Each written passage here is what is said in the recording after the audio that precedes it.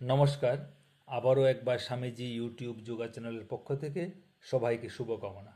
বিগত ভিডিওতে বলেছি যোগাসনের কথা, মন ও শরীরের সংযোগের বিষয়ে। যোগাসনের সঙ্গে আরেকটি বিষয় করতে হবে, সেটা কি? সেটা হলো প্রাণায়াম। বিভিন্ন ধরনের প্রাণায়ামের টেকনিক আছে এবং তা সঠিকভাবে পালন করলে বিভিন্ন কঠিন ব্যায়াম থেকে সহজেই নিস্তার পাওয়া যায়। এগুলো জানতে হলে আমাদের স্বামীজি ইউটিউব যোগা চ্যানেলকে সাবস্ক্রাইব করুন, লাইক শেয়ার করুন, তাহলে এইসব ভিডিও আপনা আপনি আপনাদের কাছে চলে যাবে। তাহলে কথা হচ্ছিল প্রাণায়াম সম্পর্কে। প্রাণায়ামকে সন্ধি বিচ্ছেদ করলে হয় প্রাণ যোগ আয়াম। প্রাণায়াম, প্রাণ হলো জীবন, আয়াম হলো বিস্তার অথবা সঞ্চার। তাহলে সংক্ষেপে বিষয়টি কি দাঁড়ালো? জীবনের বিস্তার বা প্রাণের সঞ্চার। প্রাণায়াম মন পূর্ণ সুস্থ রাখা যায়। আমাদেরকে একসঙ্গে অল্প পরিমাণে যোগাসন এবং প্রাণায়াম করতে হবে শরীর ও মন সুস্থ রাখার জন্য। মানুষের মনটাই ভারী দুষ্ট এবং চঞ্চল। আমাদের মনটা ভালো কাজ, খারাপ কাজ, আত্মবিশ্বাস, চ্যালেঞ্জ গ্রহণ করা সব কিছুই এই মনের কাজ। তাই শরীরের সাথে সাথে মনকেও সুস্থ এবং শুদ্ধ, সতেজ করে তুলতে হবে। এই যোগাসনের এবং প্রাণায়ামের ফলে ইচ্ছাশক্তির স্ফুরণ ঘটে। বিশেষভাবে আমাদের শরীরের 37.2 ট্রিলিয়ন কোষের উপর এর প্রভাব পড়ে এবং শরীরের মধ্যে একটা অন্তঃশক্তির জন্ম হয়। শরীরের ভিতরে থাকা বিভিন্ন অজানা রোগ আপনা আপনি শরীর থেকে বেরিয়ে যায়, শরীর সুস্থভাবে সেরে ওঠে। যোগাসনের ফলে কেউ কিন্তু মোটা মোটা বাইসেপস ট্রাইসেপস পাবেন না, কিন্তু পাবেন একটা সুস্থ সবল শরীর এবং সুস্থ সবল মন। আমি হলপ করে বলতে পারি, আপনারা এমন কোনো বাড়ি পাবেন না যেখানে কেউ না কেউ কোনো না কোনো রোগে আক্রান্ত, ন্যূনতম গ্যাস অম্বল তো বটেই।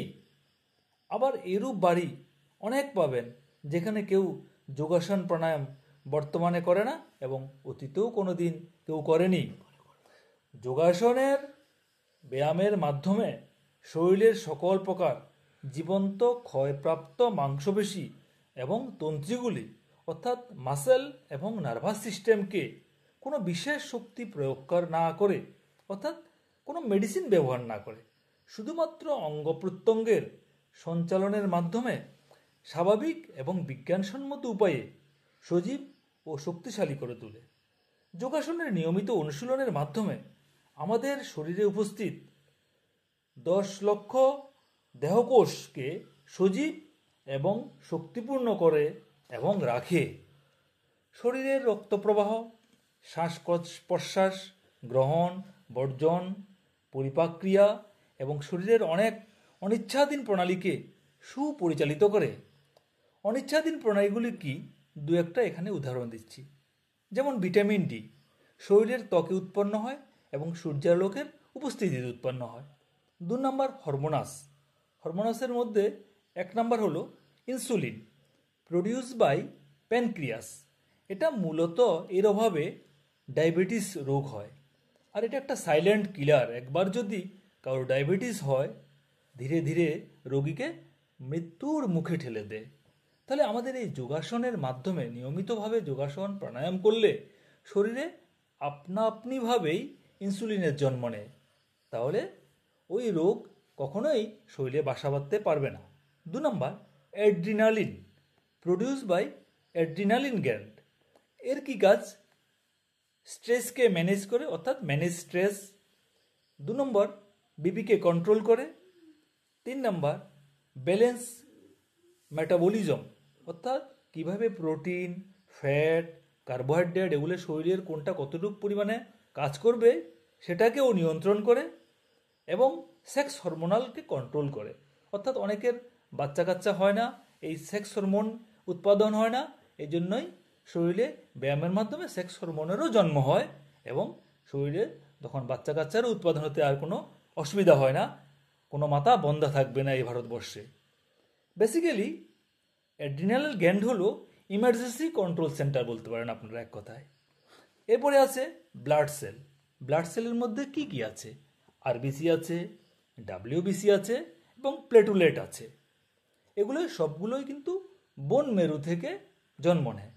ব্যায়াম করার মাধ্যমে, শরীরের যোগাসন এবং প্রাণায়াম করার মাধ্যমে সমস্ত বোন মেরু সুস্থ সবল হয় এবং গড়গড় করে ডাব্লিউবিসি, তারপর আরবিসি, প্লেটলেটের জন্ম হয়। এখানে বলে রাখা ভালো যে যারা আনবর্ন বেবি, যাদের এখনো বোন মেরু প্রপারভাবে প্রডিউস হয়নি, তাদের কোত্থেকে রক্ত এই ডাব্লিউবিসি, আরবিসি, প্লেটলেট হচ্ছে, প্রশ্ন থাকতে পারে। এখানে বলে রাখি লিভার এবং স্প্লিন থেকে তাদের যতক্ষণ পর্যন্ত এই বোন মেরুটা সবল হচ্ছে ততক্ষণ লিভার এবং স্প্লিন থেকে তাদের ব্লাড সেল তৈরি হয়।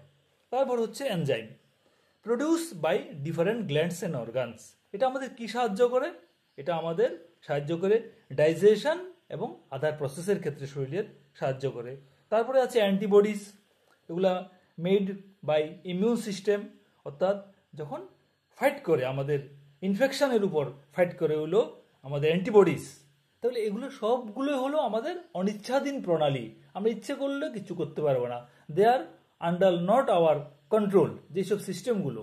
কিন্তু যোগব্যায়ামের মাধ্যমে আমাদের কন্ট্রোল ছাড়া যে প্রক্রিয়াগুলো, এগুলো কিন্তু আপনা আপনি শরীরের ভিতর কাজ, সতেজ কাজ শুরু করে এবং সুন্দরভাবে এর প্রভাব পড়তে থাকে, শরীর সুন্দর এবং সুস্থ হয়ে ওঠে। বেসিক্যালি কি? বেসিক্যালি হলো দুশ্চিন্তা এবং উদ্বেগ আমাদের শারীরিক এবং মানসিক উভয় প্রকার ব্যাধির একমাত্র কারণ। তাহলে কি করতে হবে? নিয়মিত যোগাসন, ব্যায়াম এবং প্রাণায়াম প্র্যাকটিসের মাধ্যমে এই সমস্ত ব্যাধির হাত থেকে একেবারে চিরতরে মুক্তি পাওয়া যাবে। যদি ভিতরেগতভাবে এই ব্যাধির কোনো না কোনো অল্প স্বল্প মাত্রা থেকে থাকে, আপনা আপনি ব্যায়ামের মাধ্যমে নিজের জানতে এই সমস্ত কিছু সেরে যাবে। এবং শুধুমাত্র ধৈর্য ধরে একটু যোগাসন প্রাণায়াম করতে হবে। এটাই আমার সমস্ত মানুষের কাছে, এইটা বিশ্ব বার্তার কাছে পাঠানোর আমার একমাত্র ইয়ে। সবাই সুস্থ থাকুক, সবাই সুন্দর থাকবেন। আপনারা যখন করতে থাকবেন নিজে নিজে একটু ভালোভাবে, তখন এই আশ্চর্য গুণ আপনারা বুঝতে পারবেন, নিজেরাই আশ্চর্যান্বিত হয়ে যাবেন। তো আমাদের এই সম্পর্কিত আরও সুন্দর সুন্দর ভিডিও পাওয়ার জন্য আমাদের এই চ্যানেলের সঙ্গে থাকুন, সাবস্ক্রাইব করুন, লাইক বাটন করুন। সবাই ভালো থাকবেন, সুস্থ থাকবেন, ভগবান আপনার মঙ্গল করুন।